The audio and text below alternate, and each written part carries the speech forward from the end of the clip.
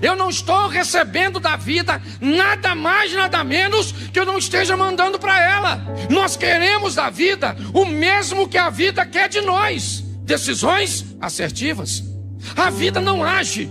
Não há possibilidade na vida em agir. A vida só reage. Toda ação causa uma reação. O tema da minha mensagem é vida eterna versus vida terrena. E muito mais do que isso, conduzir a sua vida a um nível de transformação. Aliás, a um nível de vida e não de sobrevivência. Para mim, sobreviver é conseguir pão, é conseguir água e conseguir abrigo.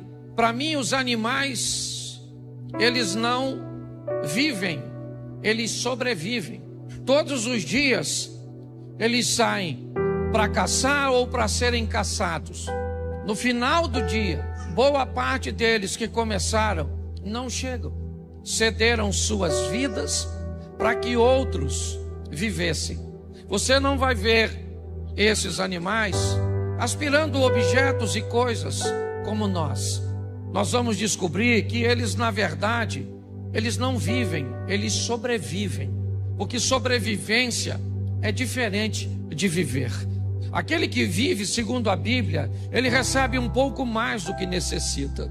Aquele que consegue viver, ele consegue ir além, um pouco além, talvez não muito além da sobrevivência. Mas com certeza ele precisa romper este limite.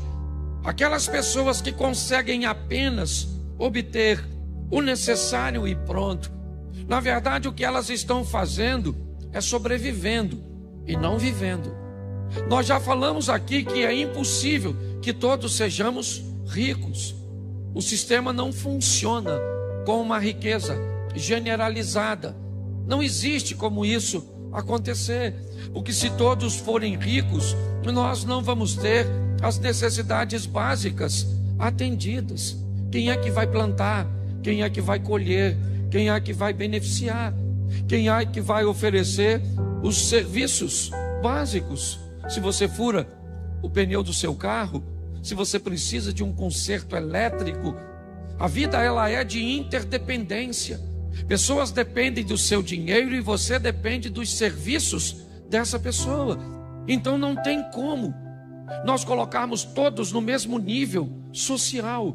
Não existe isso. Lugar nenhum funciona desse jeito. Mas também nós vemos a Bíblia dizer que nunca vi um justo desamparado, um servo do Senhor mendigar o pão.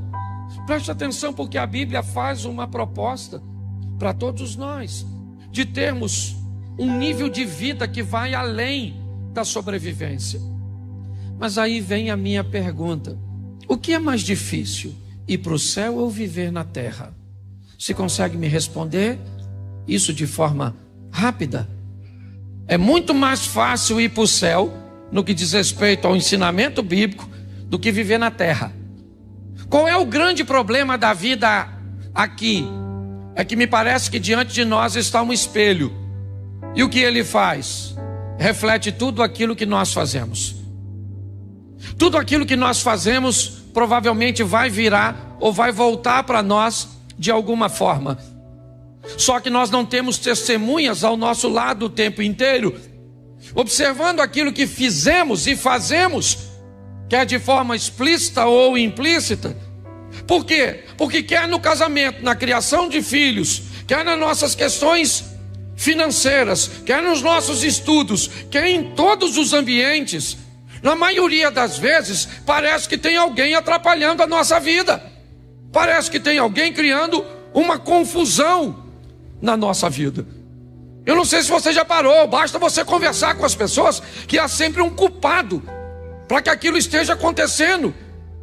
Então eu aprendi uma coisa na minha vida: que fé e temor a Deus me leva para o céu, mas não me dá uma vida boa aqui na terra. Vida boa aqui na terra está em viver dentro dos princípios e valores de Deus. E um deles é a lei da semeadura. Me entenda bem.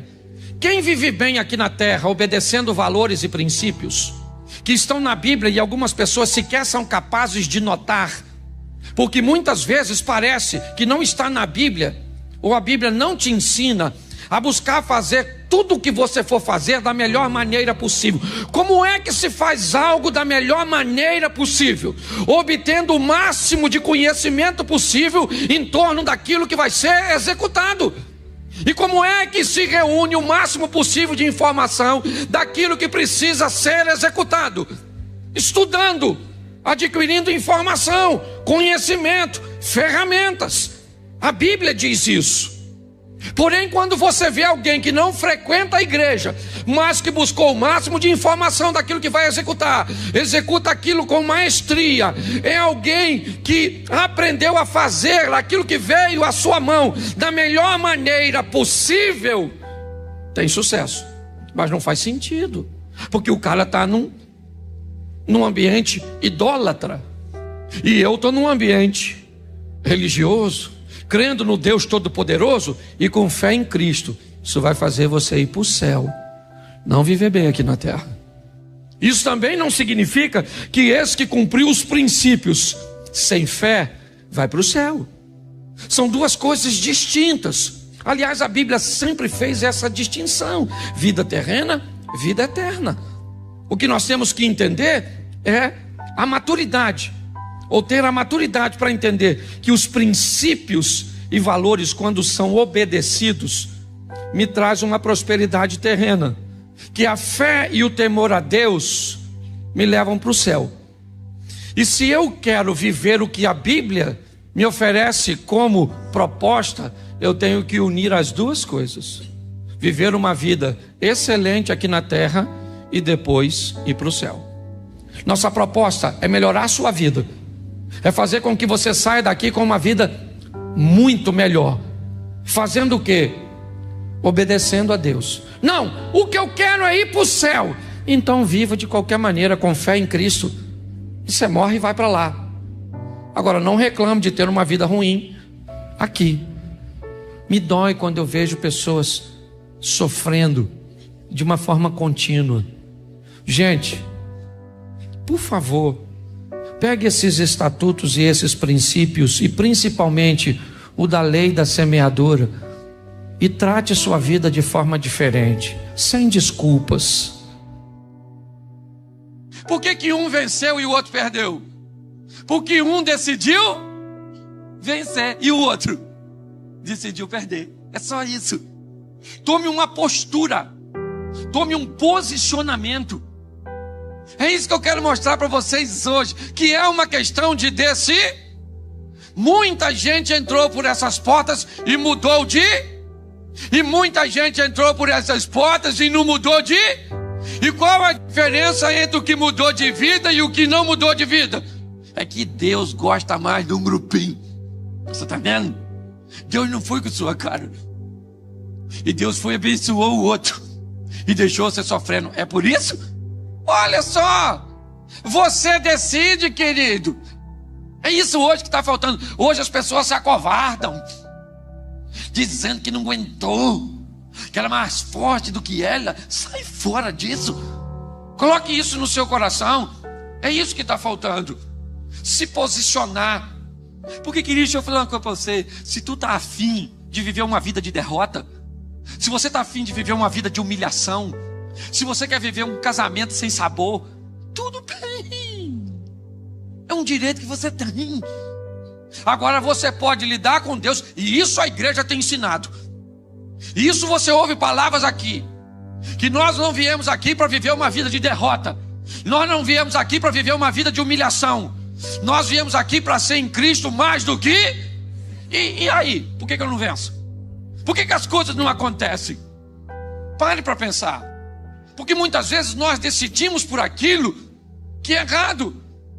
Porque nós temos, muitas vezes, o posicionamento de nos omitir. É só isso. Não tem mágica. É isso que eu quero que você entenda. Sabe? Por isso que a Bíblia nos ensina a ter uma fé correta. E não essa fé destrambelhada. Sabe? Eu vejo gente que não estuda e quer ser vencedor. Não trabalha e quer vencer. Gasta mais do que ganha e quer prosperar.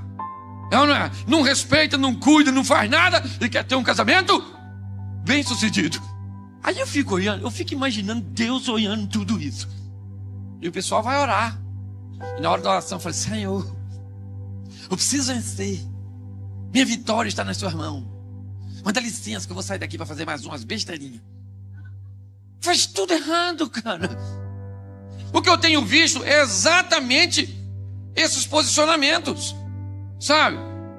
E aí eu começo a observar a história das pessoas. Como as pessoas estão se comportando indevidamente diante de uma proposta de um evangelho tão digno, tão decente, sabe? De um evangelho tão sóbrio, tão real. Querido, nós vivemos debaixo de lei de semeadura. Diga uma coisa para mim.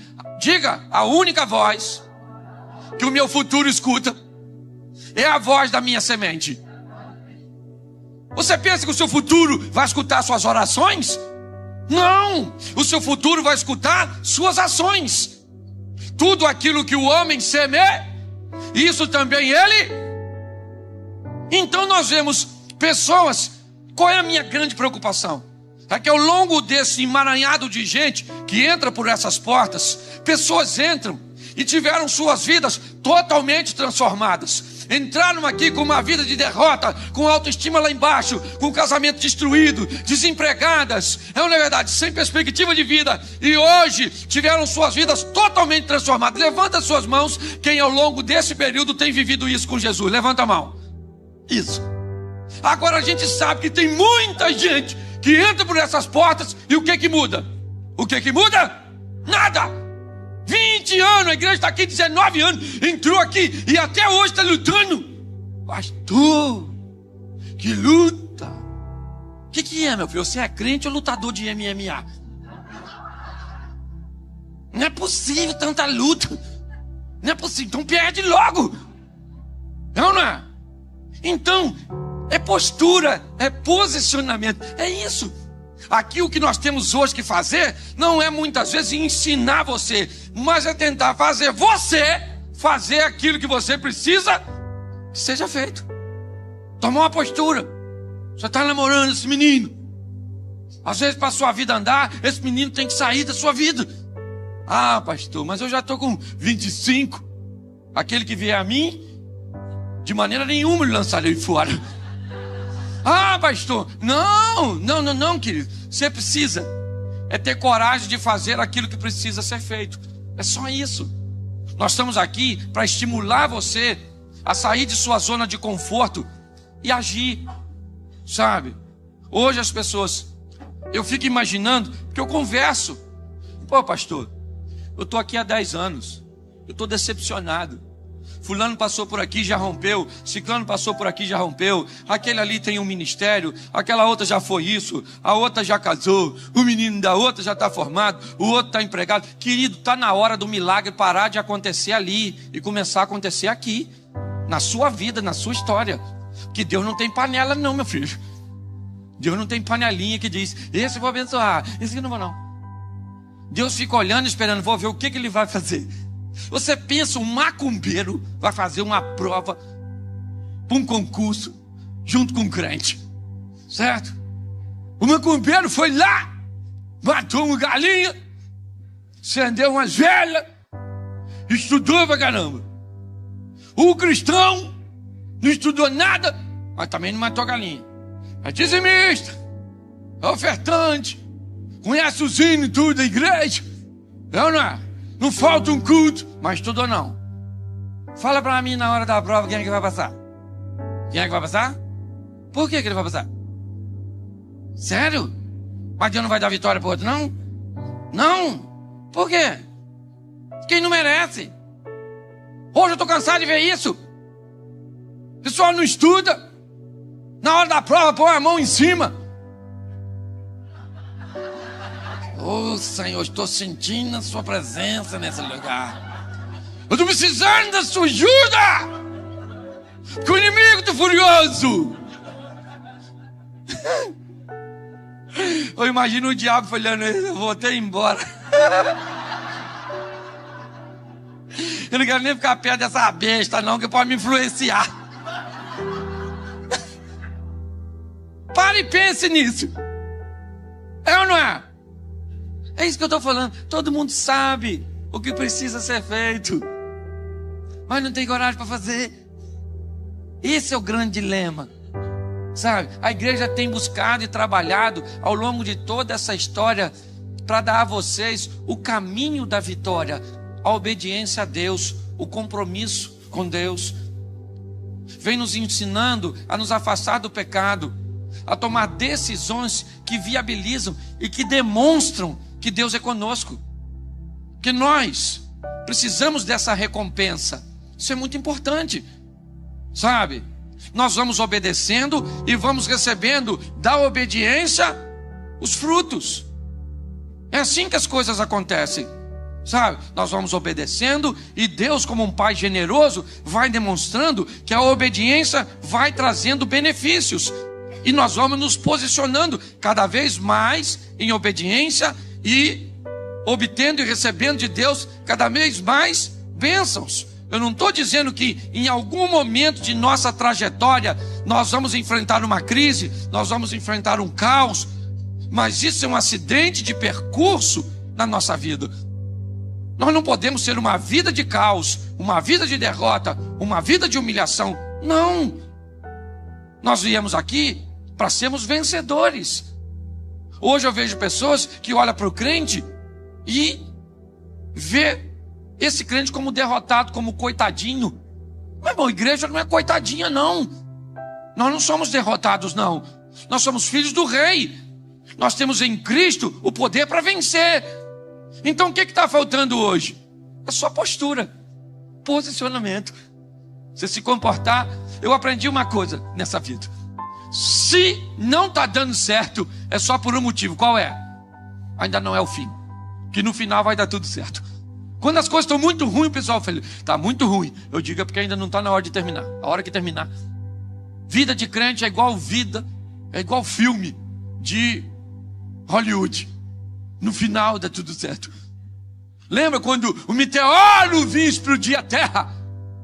E estava lá horas para ele cair e acabar com tudo, tirar a terra de órbita. Quem estava lá na frente do foguete? Bruce Willis. Bruce Willis estava lá para entrar em cena e destruir. Só que na nossa vida tem alguém à frente, não é Bruce Willis. Na nossa vida está Jesus de Nazaré. Cristo está lá para nos dar a nossa vitória. Agora, você está a fim de vencer? Não. Você falar não. Eu quero que você pense nas coisas que você tem feito. Veja se o que você está fazendo é coisa de vencedor. É só isso que nós temos que pensar. Porque senão, é só o tempo passar um pouquinho e você vai começar a achar que o pastor está pregando mentira. Você vai começar a achar que estão tentando te enrolar. Que você está tanto tempo aqui e as coisas não mudam. Você já ouviu tantas palavras e as coisas não acontecem.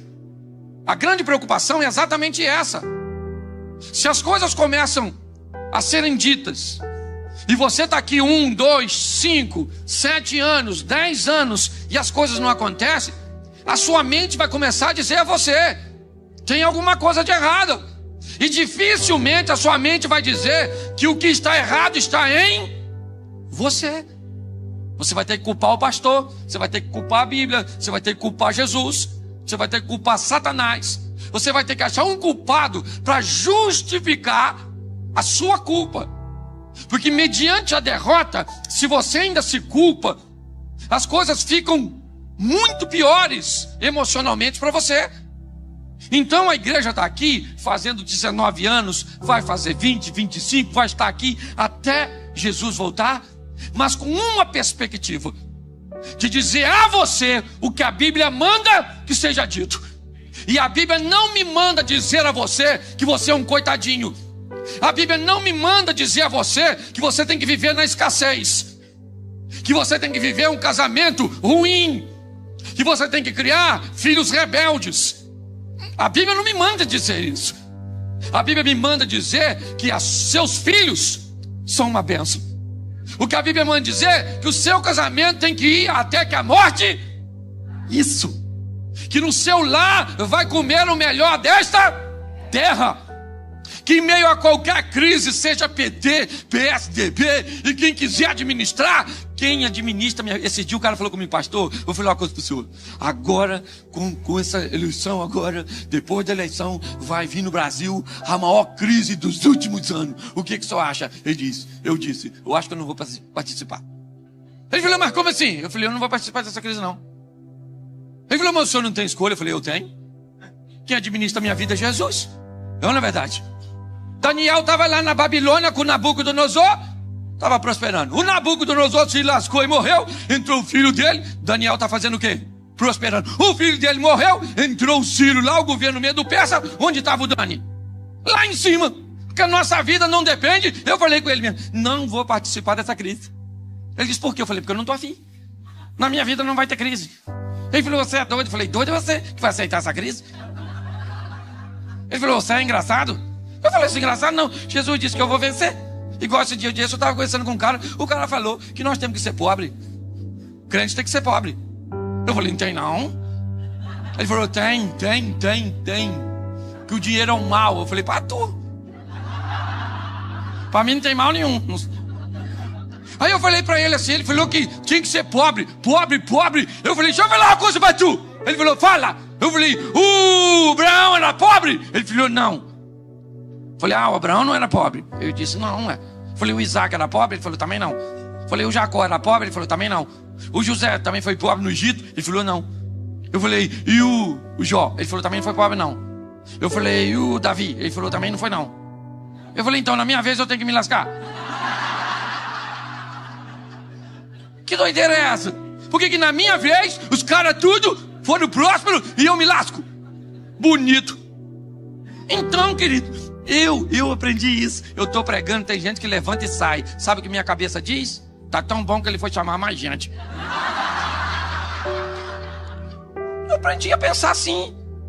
Se você observar, é essa postura. É isso que eu quero que você entenda. A Bíblia me ensina e me impulsiona a estimular você ao culto racional e a fazer o que a Bíblia manda que façamos.